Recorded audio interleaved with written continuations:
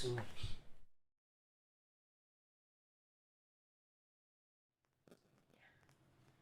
Do you think there's a general lack of respect for others? No doubt. Yes, I do. How do you, Uh, what do you see that? Generationally speaking, the way I was brought up, the respect, the yes sir, no sir, just there's a lot of different things.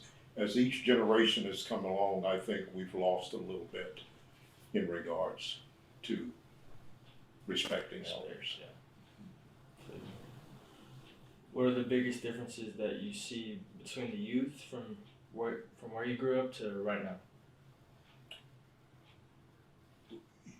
Again, it's wanting to, each generation is wanting to do their own thing. My generation was that same way. But it's, there's more of things that are affordable to kids today, parents doing more for their kids than what our parents did for us. Uh, the hustle of years ago and decades ago, things have gotten so much easier for the kids nowadays that, kids don't have to work as hard, a lot of them, even though they come from the same socioeconomic background as maybe I did.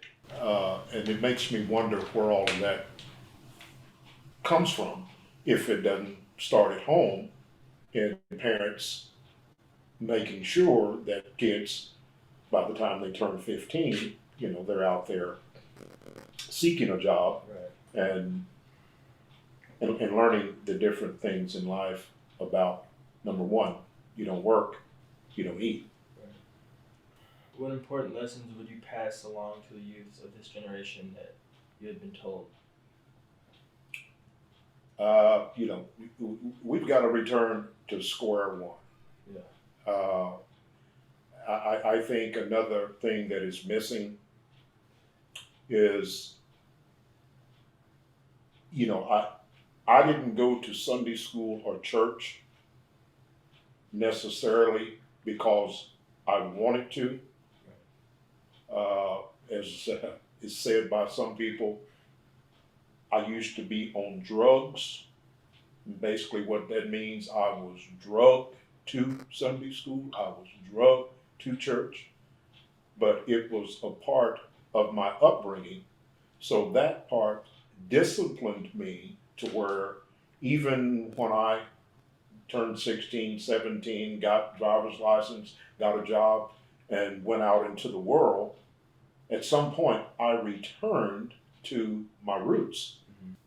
Do you think there's a lack of appreciation for elders in this generation? No doubt. Things are kind of out of control with a lot of kids, and it's all parenting. Yeah, it's Okay, it's not the school district's responsibility to raise kids. It's parents' responsibility. different from when you were young, but yeah, it's definitely changed.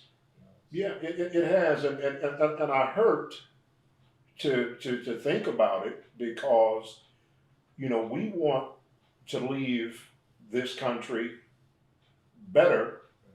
Each generation should want to leave it better than it was before them. And, I look at, potential leadership of what I see, and I don't see a lot of it. It's all about leadership. We've been lacking in leadership, on a number of levels. We need to have leaders out there that's ready to go and ready to run for offices to where they can think properly, do the right thing, to honor God and country. I think technology has changed a lot from generation. I mean, you didn't have the iPhones, the iPads, these computers, laptops, these things we have now, and think that really changed it for me. I mean, I looked at it like that. Right. And, like you say, we didn't have those things. The thing that, I wish young people can understand is all information Yeah. is not good information. All information is not the truth. There's a lot of aspects to America that have been gone untold. So, where do you gather that information from if you don't go to your elders? If the elders don't take the time to sit you down and explain to you, this is the way that it was, and we're not too far removed from the way that it was. And if you kind of look at the way things are going, it seems like now we're going backwards as opposed to going forward. And that's not good for the young people the kids, the grandkids, or the great grandkids that are being raised nowadays to look forward to having a better life in the future than what we had when we were growing up. It's a tough world out there. But you come from good parents, and you know what I'm saying. You're a very respectable young man, and I don't see many of you around. I mean, the yes sirs and no sirs, it really never got old. It's just that parents stopped teaching that. So, I say to young people, if you're not being taught, sometimes you have to go seek, but you need to seek in the right places. Well, I think like some kids, like in their environment, they don't have like much to do, or like they only have one parent, like there's a single parent. Mm-hmm. I think it's hard for them to like know what's going on and like be respectful to people when there's nobody to like govern them. Okay. Teach them like how to be respectful. And I can appreciate what you're saying because a lot of times you are your environment. Mm-hmm. It's who am I hanging around with? Right. The term for someone that's single parent, well, that parent works a lot, so that child or children, they come home, you call them latchkey kids. They come home, they have to, open the door and come in, kind of tend to themselves, mom or dad getting in late and really don't have, time for them because they're trying to work two jobs in order to get them the latest Jordans or the newest iPhone or just simply pay bills.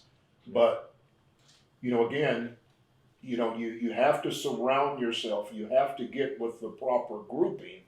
And I know there's the big thing out there is peer pressure. Well, peer pressure is not new. Peer pressure has been around forever. It's just a matter of you got to sift your way through it. It's like swimming upstream. If you're going that direction, it's going to be tough. What do you think? Like why did your generation's parenting change? Like, why do you think that happened? You start building that discipline from a young age. But nowadays, some people say, well, my kid's playing sports, so no, I'm not going to have them working in the summer. Well, that's not good. Because I played sports, we played sports, but yet and still we had responsibilities. That when we got home from school, we had chores to do. We had homework to do. We had to get ourselves ready for school the next day. Nothing, was given. And for the generations before, even less was given. So the more you give young people today, I think the less productive a lot of them become upon reaching adulthood. Yeah, right. But, there's just certain things that you've got to do and steps you have to take in order to get there to be successful. Otherwise, you look down the road before too long, you'll be 30. You look down the road before too long, you're 40. You look at that bank account and you won't be happy. And that there's adds additional stress on top of stress in trying to take and raise a family, in trying to have, a wife that she's not stressed out. It all fits together like a glove, like a puzzle. Life does, and it just you have to start early. Since 1619, and I'm talking about my people right now. Since 1619, we've been searching for a way out. And a very small percentage of us have made it. Some have made it and fell flat on their face. But the majority of us, as the NAACP mantra says, the struggle continues.